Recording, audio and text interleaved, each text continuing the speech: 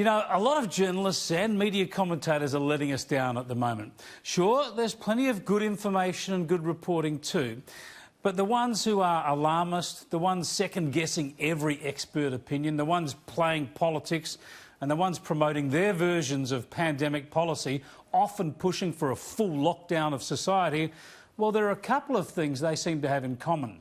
One is they're not short of a bob, or they're not worried about their own job security. And the other is they seem to think that they're smarter than you. They reckon the public are incapable of using common sense. The people need the stern word of government to make every decision for them.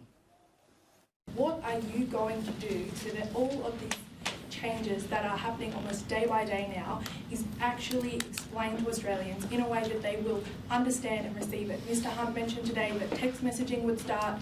Is that happening? When is that happening? How are you going to ensure that even though individually these things might be easy to explain, en masse this is a lot for the public to take in and they're clearly not getting it? Well, we all have a job to do in that, you included, the media included. Yeah, help fix confusion rather than create it. Not a bad idea for the media in a crisis, I reckon. And guess what? People have heard the warnings. They have heard the rules. If they don't want a haircut, they won't go and get one.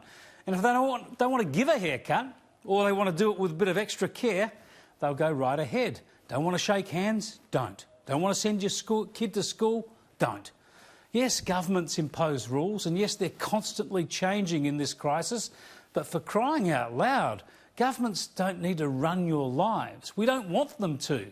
Why can most people in this country use common sense, but so many in the media can't?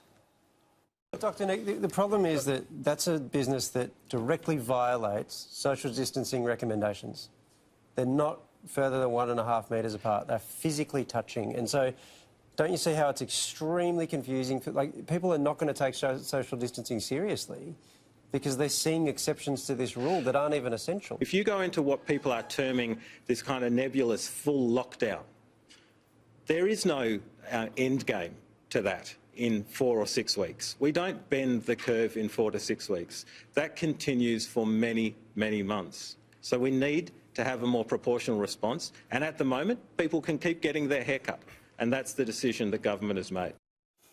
I mean, this thing is tough enough without journalists constantly trying to increase the hysteria and people who have never so much as hired or fired anyone in their lives trying to tell the Prime Minister, Premiers and Chief Medical Officers how to run the country in a crisis. Listen to this question from an ABC journalist paid for by you to help inform the nation. Aren't schools now human petri dishes for a virus? What would you do if there is an outbreak at a school? Does it close down? You just keep it going to get it through the children's population? I think it's very important, Andrew, that media don't use that sort of alarmist language. I don't think it helps. I would encourage more modest language on these sorts of issues, particularly based on the medical advice that you've heard from us day after day on this issue. So I would encourage a more measured way of talking about these issues, because I think that can cause unnecessary alarm amongst parents. Yeah, schools as human petri dishes. Surprise, surprise, it's the ABC that's been doing much of the fear-mongering and most of the political sniping during this crisis. Listen to this exchange. On current projections, hospitals will be overwhelmed by mid-April. We need more ventilators, but we also... There's many projections that suggest that our ICU beds will be overwhelmed, and that's why hospitals... I've read many. I don't have it in front of me, but hospitals are now, hospitals are now preparing to double the number of ICU beds we have in this country. We announced that yesterday. Extraordinary stuff there, not being able to cite that source, but the ABC also using the doubling of critical care beds to create alarm and attack the government, when it's the governments, state and federal, that are doing this to try to make sure we have the capability when we need it. At the moment, because of the virus, we're using less than 50 acute care beds out of 2,500. Soon there's going to be room for 5,000. Some context, please. In coming weeks or months, we might need all 5,000 critical care beds and more. We know that is the worry. But on current trends, we're in good shape, a long way from the chaos and tragedy of Italy. In that same interview, Kelly, along with seemingly everyone on a permanent taxpayer-funded salary at the ABC, was pushing for a full shutdown of the country, and she attacked the government's resistance. But the Chief Medical Officer himself conceded 22 medical experts urged him to go further, and he said he wants to put restrictive measures in place without completely destroying life as we know it. Yeah, imagine that, hey? Destroying life as we know it. Do you reckon that would be wise? The idea that we should not temper policy to protect livelihoods and life as we know it is not only reckless, it's inconceivably dumb and could only come from people completely detached from the real world. But there are many in the media who seem to think this is what we want and need. From where I sit, it seems that some of the sectors of the economy that we're seeking to protect with the current sort of dial-down level are going under anyway. Myer's shutting anyway. Retailers are shutting down anyway. So I actually think it would be smart to err on the side of caution and dial the economy down further now. You've had an interesting confluence of both employees and employers actually calling for a shutdown, people who would actually be directly and materially disadvantaged by that shutdown, you would think. But what they want is some sort of clarity so that employers can know that someone stood down, that's the end of paying their entitlements for a time, but that then, you know, what happens after that can flow, what happens after that in terms of assistance and so forth. The reality is there is an economic case for further shutdowns. The longer we continue to trade, essentially insolvent, there are no customers, the wages bills still being coming out the door, rents are being paid, all this sort of stuff. The businesses are in a worse and worse condition the longer trading goes on.